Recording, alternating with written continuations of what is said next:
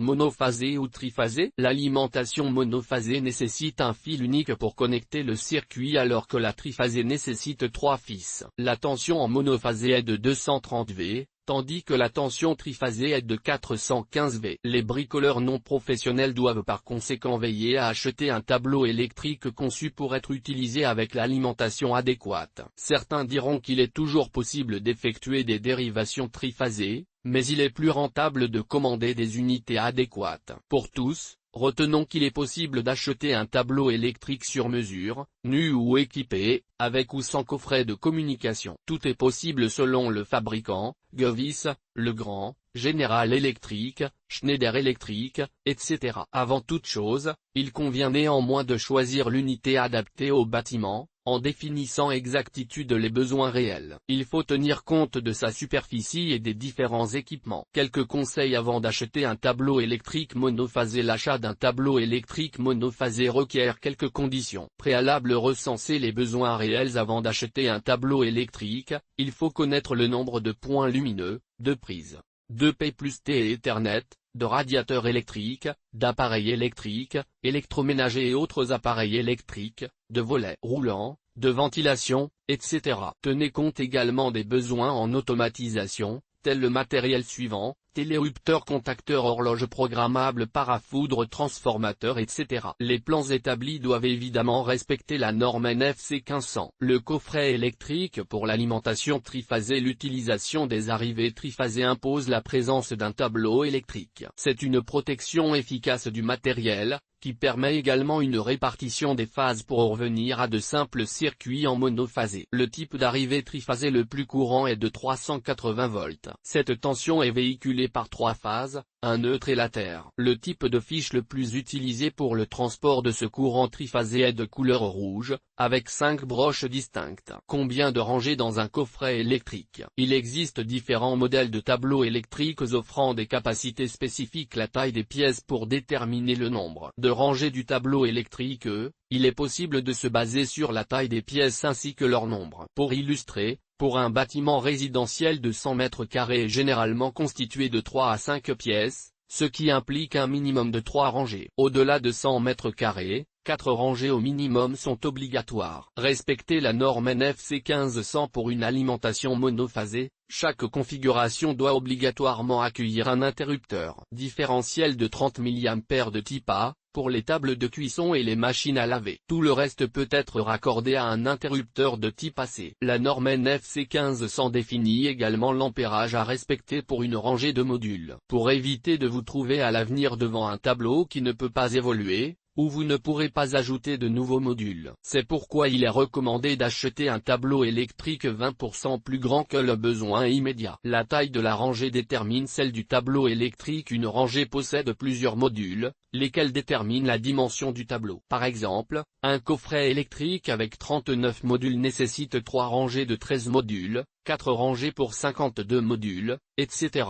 Quelle dimension pour votre tableau électrique? La dimension du tableau électrique s'exprime en modules, et le plus courant est à 13 modules, mais elle peut être de 18 modules, voire 8 modules. Voici quelques exemples: la gamme Resi 9 de Schneider Electric, 13 modules S de 1 à 4 rangées. La gamme Drivia de Legrand, 13 modules. De 2 à 4 rangées. La gamme Fixe au rail de General Electric, 18 modules. La gamme Pragma de Schneider Electric, 18 modules. Le tableau électrique de Buflex, 26 modules, 8 disjoncteurs, 2 interrupteurs différentiels. La gamme Plexo de Legrand, 8 modules, etc. Leur taille respective est standardisée pour permettre d'avoir des disjoncteurs de marques différentes de celles du tableau par exemple. C'est surtout recommandé par la norme NFC 1500.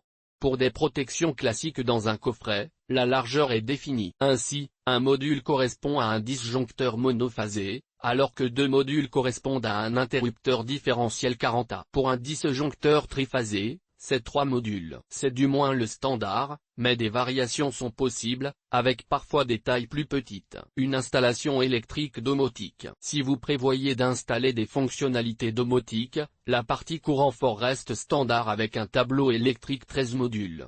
Mais les éléments domotiques et les actionneurs nécessitent plus de place. Un tableau électrique 18 modules s'impose. Par ailleurs, Des goulottes GTL permettent de les installer. Sinon, rajoutez des extensions aux goulottes 13 modules. Quelques fabricants, Michaud son pack goulotte GTL pliante universelle 18 modules Schneider Electric et le kit goulotte GTL 18 modules. Résine 9 sa gamme Opal, GTL pour tableau 13 modules. Le grand sa gamme Drivia et le corps de goulotte 13 modules pour GTL. Un panneau électrique 8 modules. Comme évoqué plus haut, un coffret électrique peut avoir 8 modules, voire moins. Ils accueillent des solutions d'appoint comme une minuterie de parties communes, un voyant électrique modulaire ou un tableau électrique divisionnaire dans le cas d'une installation réduite. Ces solutions ne nécessitent pas d'acheter un tableau standard. L'inverse existe également, à savoir que des installations peuvent imposer 24 modules. Schneider Electric et General Electric en proposent un. Gamme Caedra pour Schneider Electric, gamme Aquaria de General Electric. Ils sont nécessaires quand l'installation doit profiter d'une protection élevée de type IP65 et IK09 ou d'une résistance aux essais du FI 5 descend à 650 degrés Celsius. Radiographie des coffrets électriques.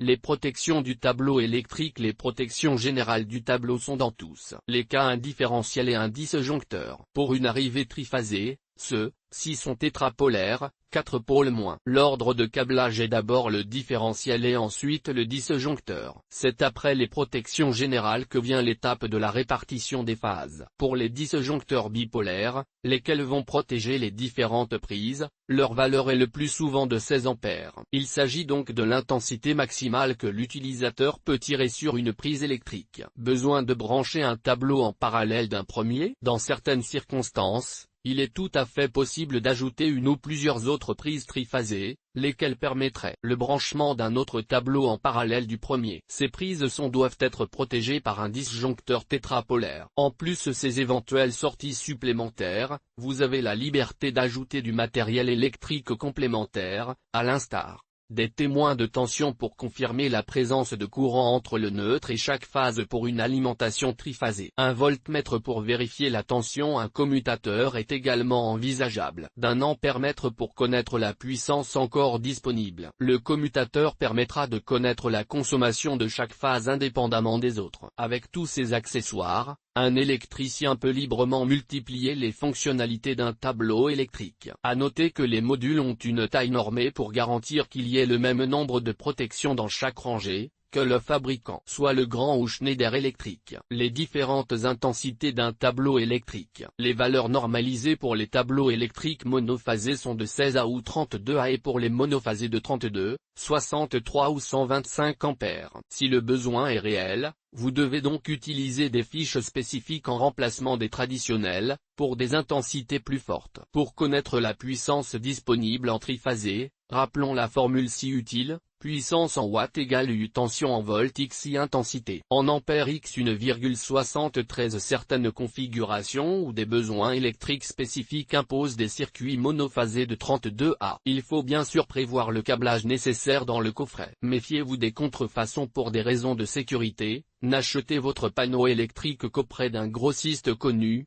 car il existe des contrefaçons de marques notoires comme Schneider Electric ou Legrand par exemple. L'aspect est identique, contrairement à la qualité de fabrication des produits. À ce titre, des fabricants ont mis en place des possibilités de vérification des N degrés de série, comme Legrand, ou de signalement en ligne tels que Schneider Electric.